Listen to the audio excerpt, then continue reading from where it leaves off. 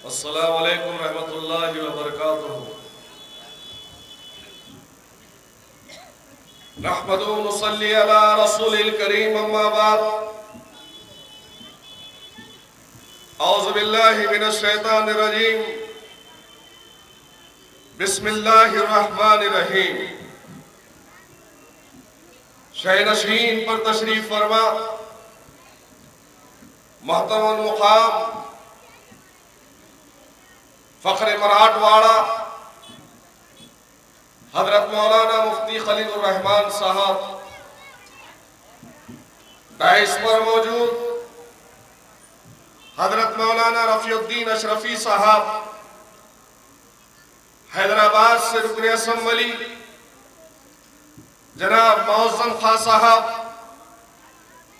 हैदराबाद के रुकन असम्बली व MLA कौसर मोहिउद्दीन साहब, डाइस पर मौजूद मजलिस इत्तेहाद अल मुस्लिमीन के सदर मोतमदीन व जिम्मेदारान, और आज के जलसे में मेरे नौजवान साथियों, बुजुर्गों और पसे पर्दा बैठकर सुनने वाली मेरी इज्जत मां, पर्दा नशीर मां और बहनों,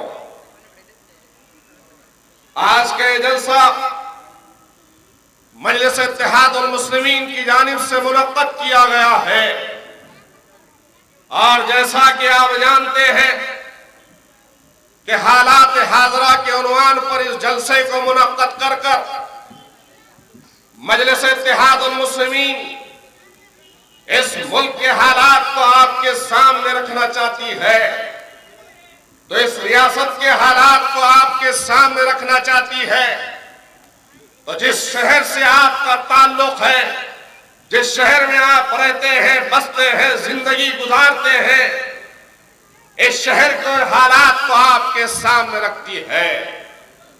और यही वजह है कि मजलिस इत्तेहाद अल मुस्लिमीन वक्तन फौक्तन हालात हाजरा के जरिए से मुल्क में और मुल्क की हुकूमत की पॉलिसीज को बयान कर कर हुकूमत हिंद या फिर रियासत की हुकूमत की गलत पॉलिसीज को अवाम के सामने रखती है और हुकूमत की जानिब से होने वाले जुल्म को बयान करती है।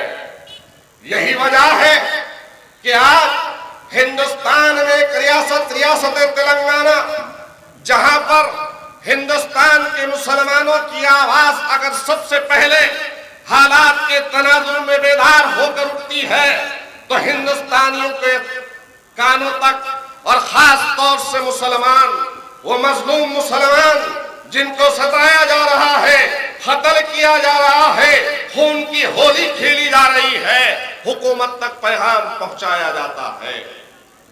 आज मेरे भाई, जिस किस्म के हालात हिंदुस्तान में बर्पा किए जा रहे हैं और खास तौर से एक कम्युनिटी को, एक मजहब को और मुसलमानों को निशाना बनाया जा रहा है, और इसके लिए हमको बेदार होना होगा। आज गांव कशी के नाम पर ये गांव राक्षस मुसलमानों के खून बहा रहे हैं, मुसलमानों का कत्ल कर रहे हैं। कभी आपने देखा कि दादरी में अखलाक का कत्ल होता है, तो उधमपुर में जाहिद भट्ट का कत्ल होता है, तो आसाम में अबू हनीफा को मारा जाता है, तो रियाजुद्दीन अली को कत्ल किया जाता है, तो अलवर में पहलू खान का कत्ल होता है, तो फिर धनबाद में इफ्तार के वक्त में बीफ के ले जाने के शक पर एक मुस्लिम नौजवान का कत्ल होता है। तो उसके बाद में आपने देखा कि प्रतापगढ़ राजस्थान में जफर हुसैन को मार दिया जाता है।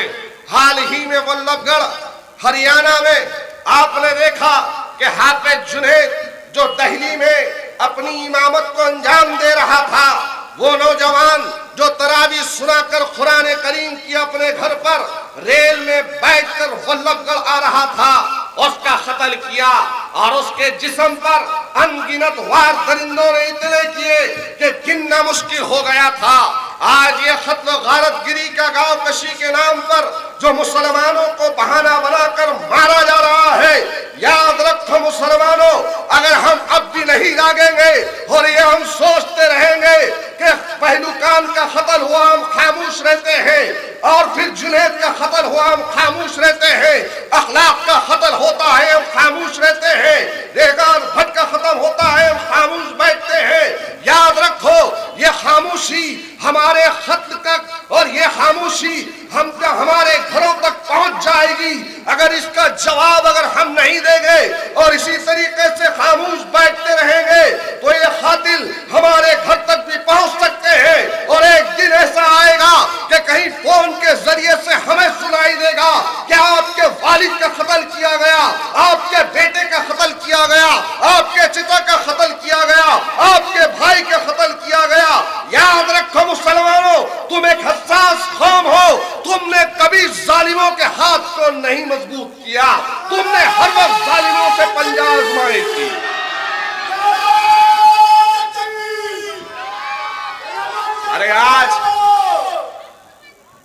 अरे आज जगह जगह मुसलमानों को बहाना बनाकर बीफ के नाम पर कत्ल किया जा रहा है।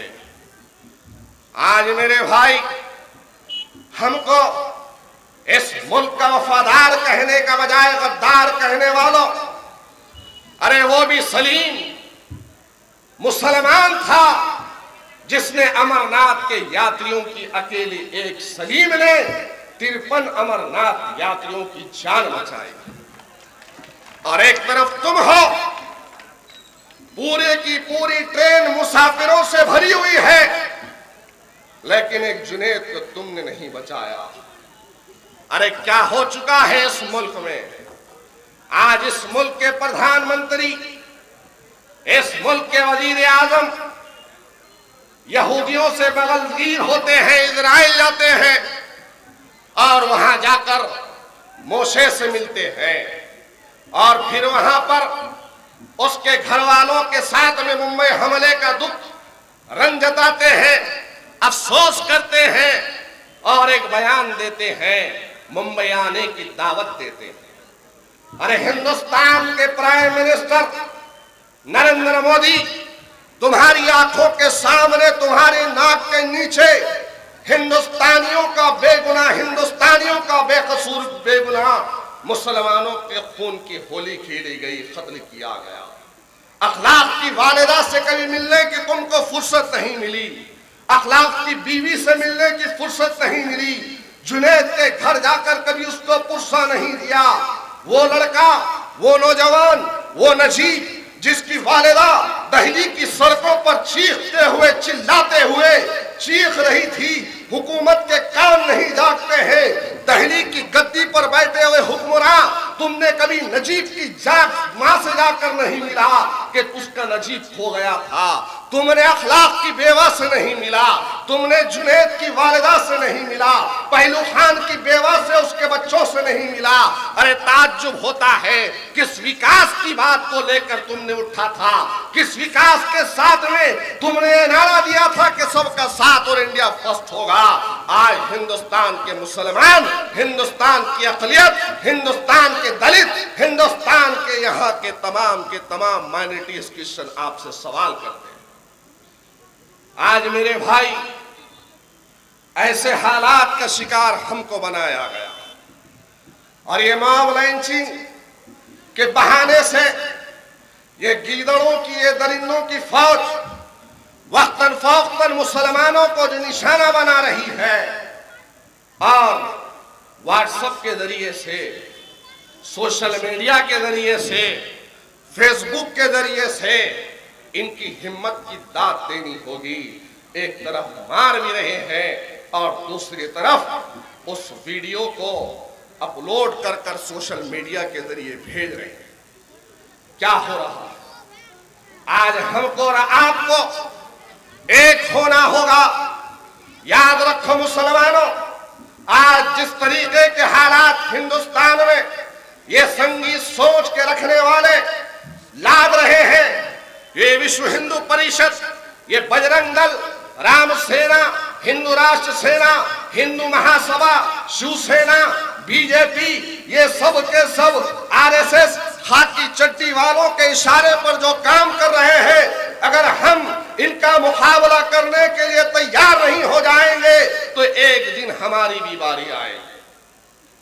आज सिर्फ होटलों में चाय की चुस्कियां लेकर, अखबारात पढ़कर, घरों में टीवी चैनल देखने के बाद सिर्फ 1-2 घंटे खड़े हो जाना, बात कर लेना और उसके बाद एक एहतजाज मुनज़्ज़म कर देना, एक मेमोरेंडम दे देना और खामोश बैठ जाना, यकीन जानो मुसलमानों, ये हमारे बेहिसी की अलामत है।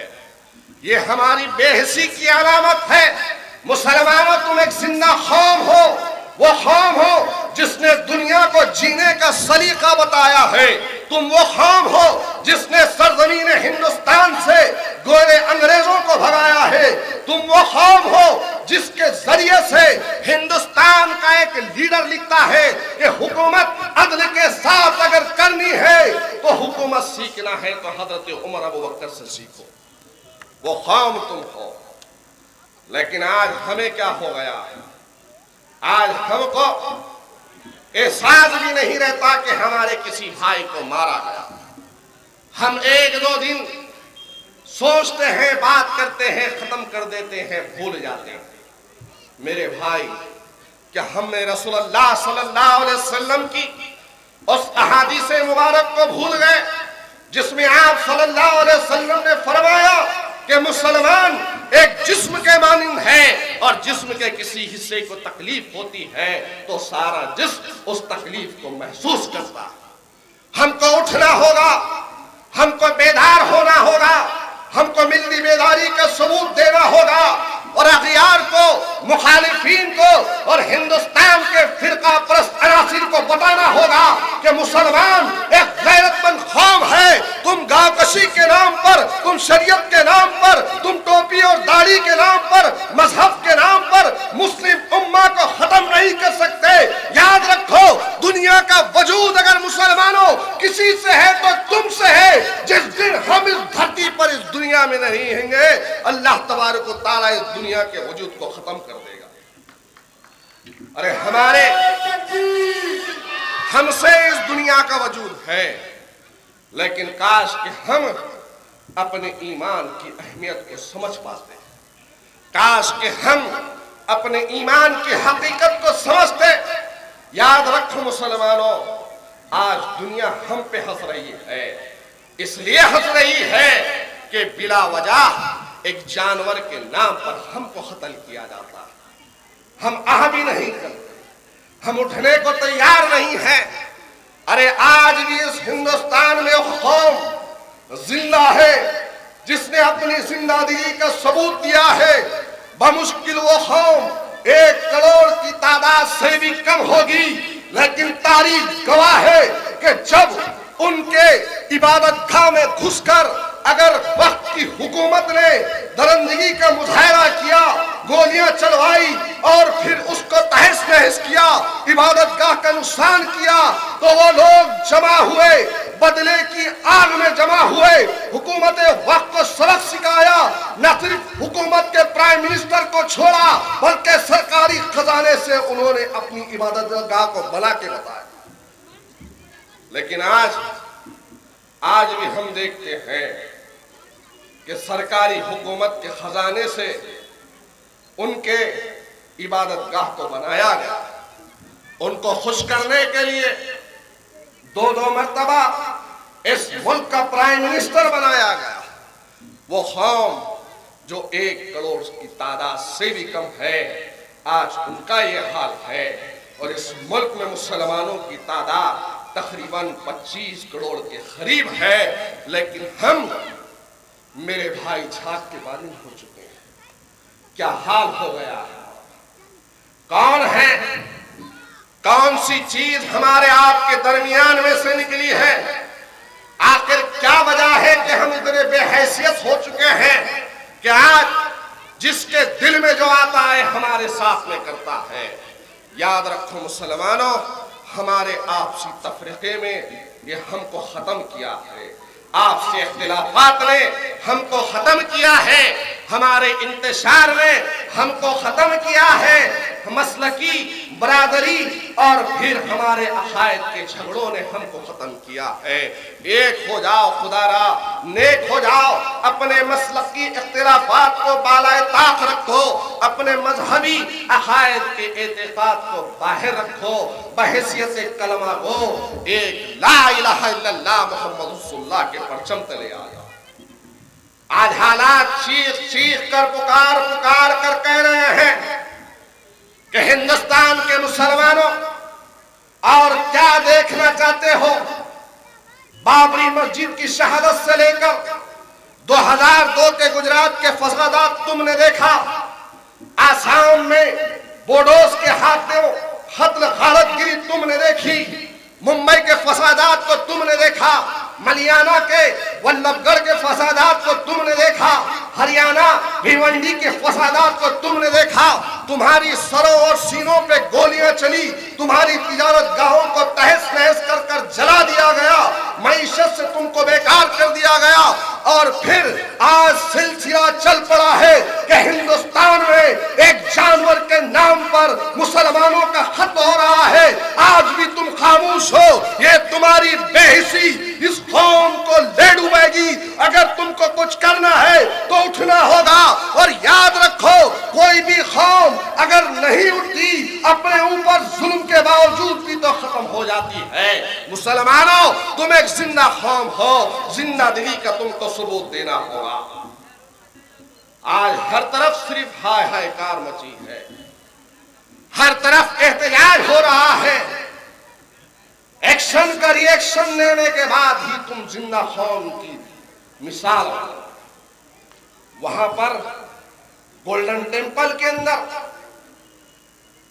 वक्त की हुकूमत ने जो किया था उसको जवाब मिला, तो उसके बाद में कौम एक मिसाल बनी और हुकूमत को उनके आगे झुकना पड़ा। तादाद बहुत मुश्किल 1 करोड़ से भी कम, लेकिन आज इतनी तादाद के रखने के बावजूद भी आज इतने बेहिस कैसे हम हो चुके हैं। याद रखो मुसलमानों, आज हमको और आपको एक होना पड़ेगा। निकलो इस मसलकी इख्तिलाफात से, निकलो इस बरादरी के इख्तिलाफात से, उठो नौजवानों, कलमे की आवाज को, कलमे की सरबुलंदी के लिए निकलो।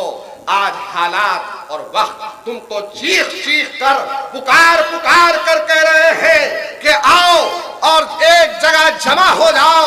और मजलिस इत्तेहादुल मुस्लिमीन भी आपको कह रही है कि आज मजलिस इत्तेहादुल मुस्लिमीन आपको एक मरकज सियासी की तरफ दावत देती है। कौन है मेरे भाई? आज जिसके दिल में जो आता है हमारे खिलाफ कहता है, जिसके दिल में जो आता है। कभी संजय रावत कह रहा है हज यात्रियों के खिलाफ में बयान देता है, तो कभी ब्रिजभूषण कहता है, तो कभी शिवसेना कह रही है, बीजेपी कह रही है। और हालिया दिनों में एक साध्वी जिसका नाम साध्वी दिवाकर है, उसने भी कहा कि आज़मीन हुज्जाज इकराम पर हमला करना पड़ेगा, दिल्ली जाते वक्त करना पड़ेगा और मुंबई की फ्लाइट पर हमला करना पड़ेगा। वो इसलिए कि हमारे यात्रियों को इन्होंने नुकसान पहुंचा। जिसके दिल में जो आता है कह रहा है। इसी महाराष्ट्र का एक कट्टर हिंदुत्व का हामी, जिसने एक सेना को तैयार किया, जब भी जबान खोलता था मुसलमानों के खिलाफ में बोलता था। ठाकरे बोलता, परवीन तोगड़िया बोलता, सुदर्शन बोलता, एडवाणी बोलता, साध्वी पराची बोलती, पता नहीं कितने इनके हिंदुत्व के चेहरे हैं। जब भी जबान खोलते हैं मुसलमानों के खिलाफ में बयान, क्या हमको तकलीफ नहीं होती? और हम इस आस में थे हिंदुस्तान के मुसलमान, महाराष्ट्र के मुसलमान, जब इनके बयानात को सुनते, जब हमारे मजहब की बात होती, जब हमारी दिलादारी होती, जब हमारी शरीयत में मदाखलत की बात होती, तो मुसलमान एक कहता था, उसके दिल से ये आवाज निकलती थी कि काश हमारे तरफ से भी बोलने वाली कोई जबान अल्लाह भेज दे। पहले सब बोलते थे ना मेरे भाई, ठाकरे बोलता था, साध्वी प्राची बोलती थी, साक्षी महाराज बोलता था, आदित्यनाथ योगी बोलती थी, नरेंद्र मोदी बोलता था, अडवाणी बोलता था, ठाकरे बोलता था, प्रवन तोगड़िया बोलता था, सुदर्शन बोलता था, सबके सब बोलते थे। लेकिन जब से हैदराबाद के दो दूल्हे भाई बोलना शुरू करे, सबकी जबानों पे ताला लगा नहीं लगा, लगा नहीं लगा। अरे कहीं ना कहीं तो मुसलमानों इतना तो कम से कम दिली इत्मीनान और सुकून तो हो गया है कि हाँ, हिंदुस्तान में दो ऐसे मुजाहिद भी हैं जो इन दरिंदों का जवाब देने की ताकत हकीकत है नहीं है।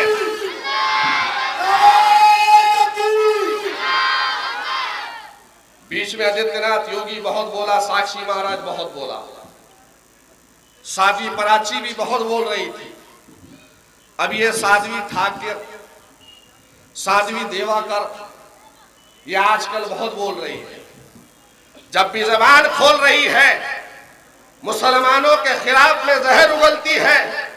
कभी कहती है कि हिंदुस्तान के मुसलमानों का मुल्क नहीं है, पाकिस्तान को चले जाओ।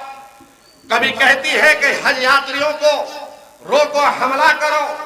कभी कहती है मुसलमानों को भारत छोड़ो या कुरान छोड़ो। कभी कहती है कि मुसलमान इस मुल्क के शहरी नहीं है। जैसा दिल में आ रहा है वैसा जवाब दे रही है। मेरा सवाल है साध्वी ठाकुर से कि आखिर कौन से हमारे मियां भाई ने ऐसी कौन सी बेवफाई उसके साथ में की है जिसकी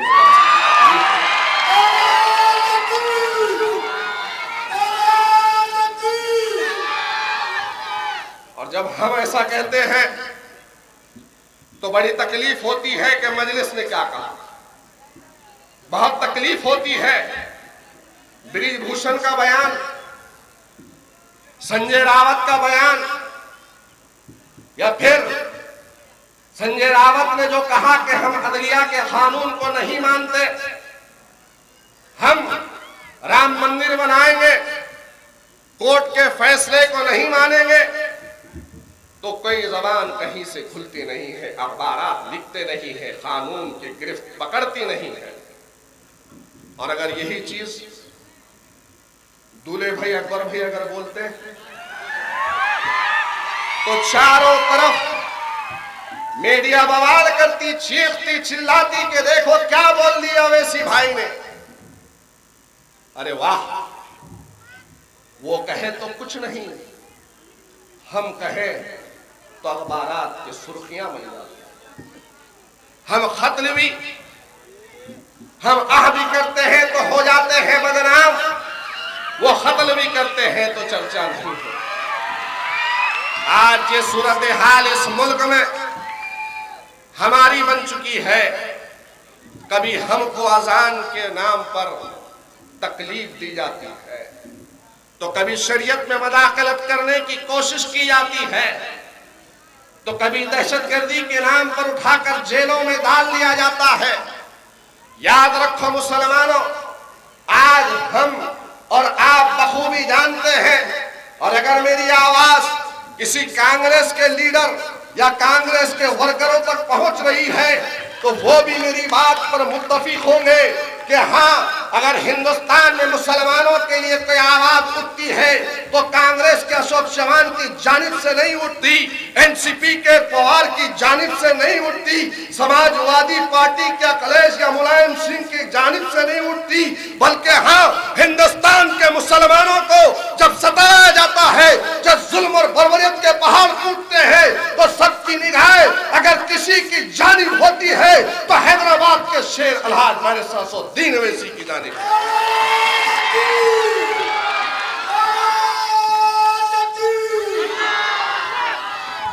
अरे आज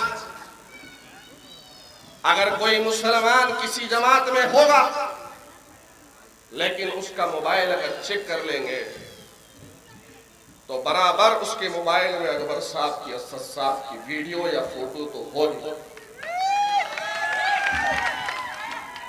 ये मोहब्बत ऐसे नहीं आई है मुसलमानों, इसके पीछे कुर्बानियां हैं। लातादाद कुर्बानियां हैं। गांवकशी के नाम पर तो सबने जलसे और जुलूस ले लिए, लेकिन ऐवान में जाकर बात करना और तमाम के तमाम फिरका परस्तों के सामने ठहर कर उनसे ललकारना, ये मुजाहिदाना किरदार होता। हालिया दिनों में अलहाज बैरसुद्दीन ओवैसी साहब ने मॉब लाइंचिंग का जो वाकयात हो रहे हैं उसके ऊपर कानून बनाया जाए, एक बिल को पेश किया। आज हमारे कायद तन्हा आज सबसे निपट रहे हैं।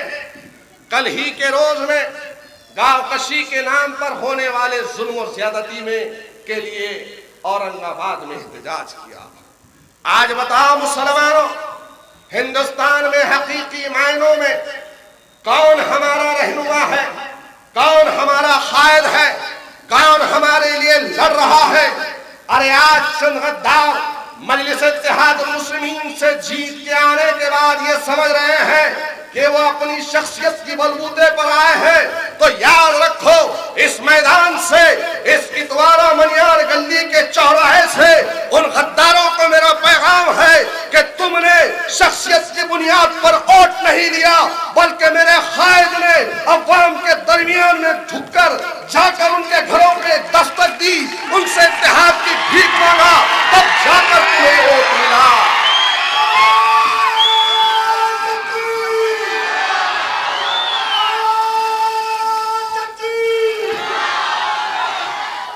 लेकिन आज मिल्लत के वोट लेकर कुर्सियों को पकड़ने वालों, चिमटने वालों, मैं ये कह रहा हूं कि तुम्हारा हश्र बहुत दर्दनाक होगा। याद रखो, मिल्ली जमातों के साथ में मुसलमानों के जज्बात होते हैं, मुसलमानों के एहसासात होते हैं। 2012 के बल्दी इंतखाबात में मुसलमानों ने रोजे रखे। 2012 के बल्दी इंतखाबात में मुसलमानों ने एक उम्मीद के तहत तुमको जिताया। 2012 के बल्दी इंतखाबात में सरों का समंदर गवाह है कि नमाजें पढ़ पढ़ कर तुम्हारे लिए दुआ करते थे कि अल्लाह कांग्रेस की दोगली पॉलिसी को निकाल कर हक परस्तों को जिता, इन हमारे कारकुनान को जिता। अरे तभी तो मुमकिन हुआ कि हमारे कायदीन के इनखिलाबी बयान उनकी खिदमत का नतीजा था कि 11 मेंबर ऑफ अराकीन बल्दिया जीत कर आपके इत्तेहाद, आपकी दुआओं के जरिए से ऐवान बल्दिया नांदेड़ की कुर्सियों पर जाकर। लेकिन चंद लालची कुत्ते पैसों की खातिर अपने ईमान का सौदा कर गए और मजलिस को बदनाम करने की कोशिश की, कायदीन को बदनाम करने की कोशिश की। अवाम में जाकर कहा कि हम मजलिस से जीते इसलिए वार्ड के काम नहीं हो रहे, हम फला से जीते इसलिए वार्ड के काम नहीं हो रहे। वार्ड के काम मजलिस से जीतने की बिना पर, अरे तुम तो 11 है ना, वहां तो एक ही शेर का बच्चा ऐवाने पार्लियामेंट में है नहीं है, है नहीं है। लेकिन भाई मैं आपके सामने खुलकर कह रहा हूं, ये माल की चमक ने इनको अंधा कर दिया, ये दौलत की चमक ने उनको अंधा कर दिया। मालो मता दुनिया को अजीज बनाने के लिए उन्होंने मिल्लत को धोखा दिया, कौम को धोखा दिया, जमात को धोखा दिया। अरे मैं आज भी कह रहा हूं कि वो लोग जिन्होंने मजलिस को धोखा दिया, इबरतनाक सजा उनको मिली और दुनिया से जाते वक्त भिखारी की जिंदगी गुजार कर दुनिया से। लेकिन आज अवाम में चल फिरकर एक शख्स हाथ हलाता, पांव हलाता, क्या क्या हलाता, सब आपको मालूम है, फिर रहा और फिर के बोल रहा मैं किससे ठहरूं, इससे ठहरूं कि उससे ठहरूं कि फला से ठहरूं। लोग बोले तो किससे भी ठहर नहीं आता। क्योंकि सही खैर नहीं आता। वो इसलिए नहीं आता कि लोग भी समझ गए इधर से जीते तो बाप बदलने की इनको आदत है, अब इनको हम वोट नहीं देंगे, अब हम इनको वोट नहीं देंगे। मजलिस ने कहा था कि देखो कम से कम दुनिया कमाने के लिए आखिरत को ना भूल जाओ, लेकिन शराब के ठेके हाईवे पर दुकानों के लिए एक रेजोल्यूशन पास होता है तो इलेक्शन के मौके पर उस प्रस्ताव को मैं बताऊंगा कि किस तरीके से चंद लाख रुपए लेकर दारू की दुकानों को चालू करने के लिए कमिश्नर के पास हाईवे को अपने शहर की सिमत में लिया गया। लेकिन आज मेरे भाई मजलिस एक तहरीक है, एक जमात है। अरे शख्सियतें तो आएंगी, चली जाएंगी, खत्म हो जाएंगी, लेकिन जमात कभी खत्म होती है ना हुई है। और इस जमात ने कई उतार चढ़ाव देखे हैं, हम कभी खत्म होने वालों में से नहीं है। मुल्क की आजादी के बाद 70 साल से जमात मिल्लत की खिदमत को अंजाम दे रही है। अरे हमने कुछ नहीं किया, कम से कम नांदेड़ के शहर के मुसलमानों के लिए, अवाम के लिए 2 एम्बुलेंस का इंतजाम हमने किया, एवैसी हेल्थ सेंटर का इंतजाम हमने किया। अरे हमने कुछ नहीं किया तो कम से कम पानी की किल्लत जब मुसलमान बूंद बूंद को यहाँ की अवाम तरस रही थी, पानी का इंतजाम मजलिस ने किया। अरे आज मुझे कहने में ये कोई दो राय नहीं है। इस नौजवान अयूब से पूछो कि एक ऐसी औरत जो दबंगई की मिसाल नांदेड़ में खुराज बिरादरी के लिए बन चुकी थी, उस सविता गायकवाड़ को सबक अगर किसी ने सिखाया शिवसेना की उस औरत को तो मजलिस ने सिखाया। यह मजलिस का काम है।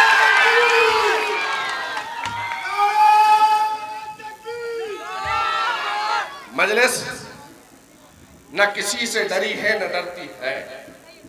खमरुद्दीन में जो वाकया पेश आया शिव सैनिकों के साथ में, कांग्रेस का कोई आया लीडर, जवान आया,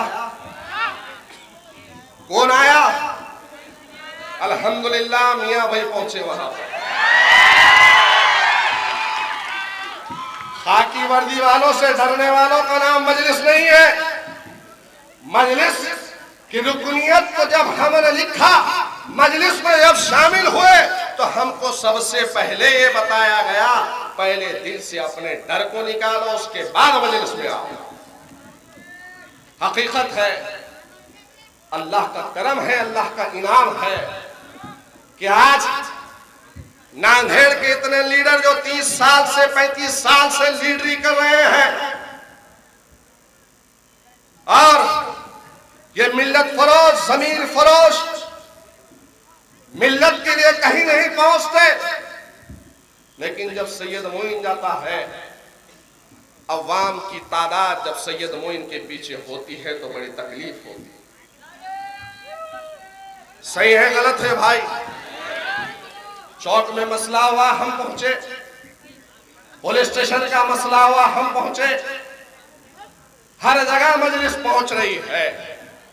लेकिन आज अवाम को बेजार करने के लिए, मजलिस से दूर करने के लिए कांग्रेस के ज़रख़रीद गुलाम आज अवाम में अजीब और गरीब किस्म के अफवाहें फैला रहे हैं। इनकी इन बातों में ना आओ मेरे प्यारे मुसलमानों।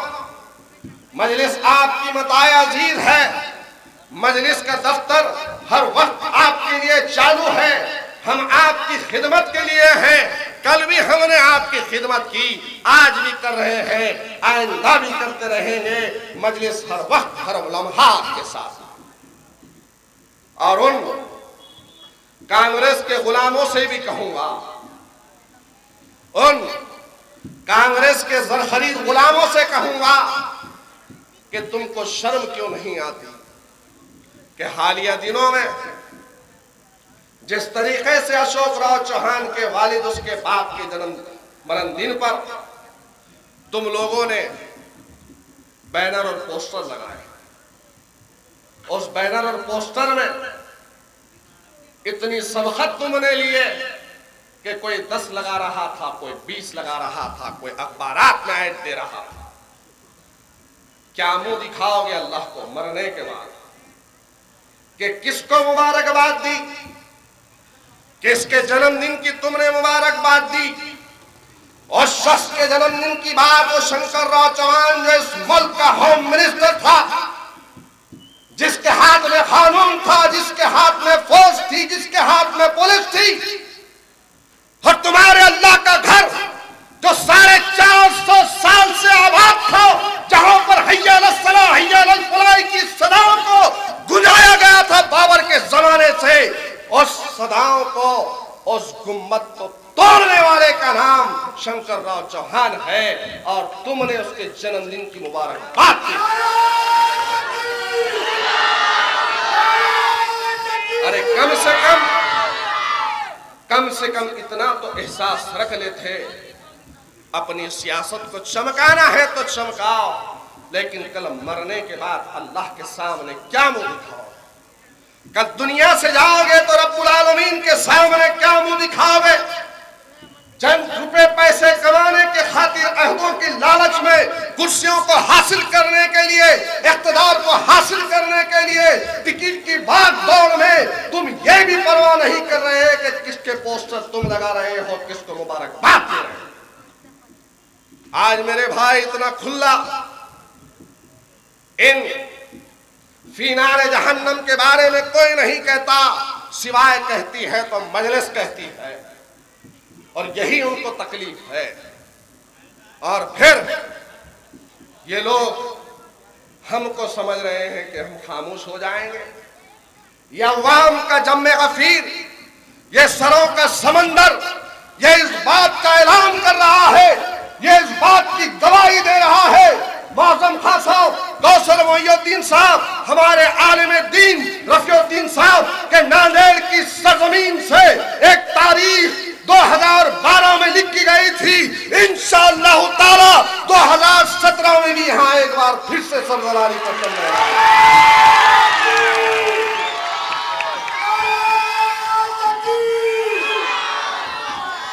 वक्त की कमी है, कहना तो बहुत कुछ है। अभी कांग्रेसी गुलामों, आज की तुम्हारी नींद तो हराम हो चुकी है। वक्फे से तुम्हारी नींद को हम हराम कर दें। अभी मैं आज बोल रहा हूं, और जब ये फोटोज और वीडियो जाएंगे तो हमारे पास के जो गद्दार गए हुए हैं, वो भी चौहान के जो चमचे हैं, वो भी ठाकरे के जो चमचे हैं, वो भी आज करवट बदलेंगे, लेकिन नींद नहीं आएगी। अभी मैं कह रहा हूं और इनकी पॉलिसीज को, इनके कारनामों को बयान कर रहा हूं, तो ये आलम होगा जब हैदराबाद से दूल्हे भाई आएंगे और जब कहेंगे तो उसके बाद में नींद की गोली भी एक नहीं 10 डाल दो हलक के नीचे, तुमको नींद नहीं आएगी। और यकीनन यहाँ की अवाम एक फैसला ले चुकी है। आसमां अगर बेरंग है तो बेरंग सही, आसमां अगर बेरंग है तो बेरंग सही, जमीन हम पर तंग है तो तंग सही। दोस्तों, हम अमन चाहते हैं, जंग नहीं। अगर तुम जंग चाहते हैं तो फिर जंग ही सही।